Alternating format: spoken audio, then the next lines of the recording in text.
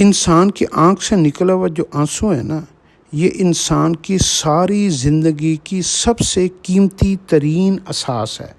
یہ وہ موتی، وہ ڈائمنڈ، وہ ہیرا ہے جس کی قیمت سوائے اللہ رب العزت کے کوئی دنیا کے سارے بادشاہ مل کر نہیں دے سکتے۔ بدقسمتی یہ ہے، ہر انسان کی قسمت میں نہ کچھ آنسو لکھے ہوئے ہوتے ہیں، جیسے رزق لکھا ہوتا ہے، پیسہ لکھا ہوا ہوتا ہے، اولاد لکھی ہوتی ہے، کاروبار لکھا ہوا ہوتا ہے، عزت لکھی ہوئی ہوتی ہے۔ ایسے ہی ہر انسان کی قسمت میں کچھ نہ کچھ آنسو بھی لکھے ہوئے ہوتے ہیں۔ اپنوں کا فوت ہو جانا، ماں باپ کا فوت ہو جانا، بچوں کا فوت ہو جانا۔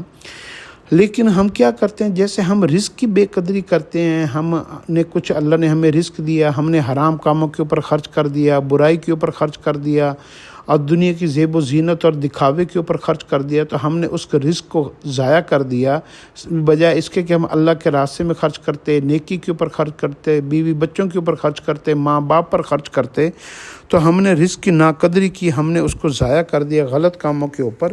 ایسے ہی ہم اپنی سب سے قیمتی ترین جو چیز ہے نا ہمارے پاس، وہ ہے ہمارا آنسو۔ ہم اس کو بھی ضائع کر دیتے ہیں۔ جب کبھی کوئی ہمارا قریبی عزیز فوت ہو جائے، اس وقت ہمارے پتھر دل انسان کے بھی آنسو نکل آتے ہیں۔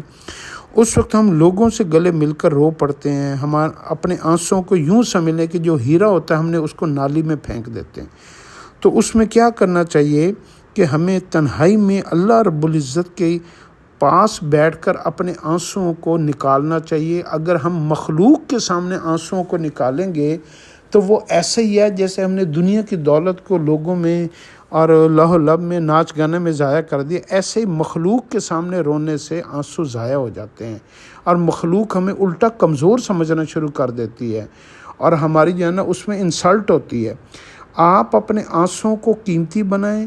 ایک آنسو اتنا قیمتی ہے کہ ایک آنسو سے اللہ رب العزت پوری جہنم کو بجھا دیتا ہے۔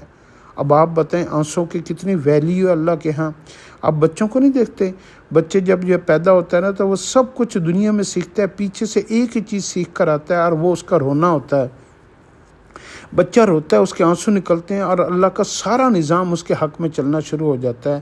پھر شیطان دھوکہ دیتا ہے کہ کام کرو ورنہ کام نہیں بنے گے، تو وہ رلانا چھوڑ دیتا ہے، اور ہم جو ہے نا کاموں میں لگ جاتے ہیں، اللہ کے سامنے رونا چھوڑ دیتے ہیں۔ تو آپ اپنے آنسوؤں کو قیمتی بنائیں۔ جب بھی کوئی مسئلہ آئے، آپ رج کے تنہائی میں، بند کمرے میں، مسجد میں جا کر آپ رویا کریں، اور 40 دن مسلسل روئیں گے نا تو آپ کی 7 نسلوں کو اللہ پاک جو ہے نا رزق سے نوازیں کہ آپ کو کوئی پریشانیاں نہیں آئیں گی۔ اللہ کے ساتھ صلح بنا کر رکھیں، اپنے آنسوؤں کو ضائع نہ ہونے دیں۔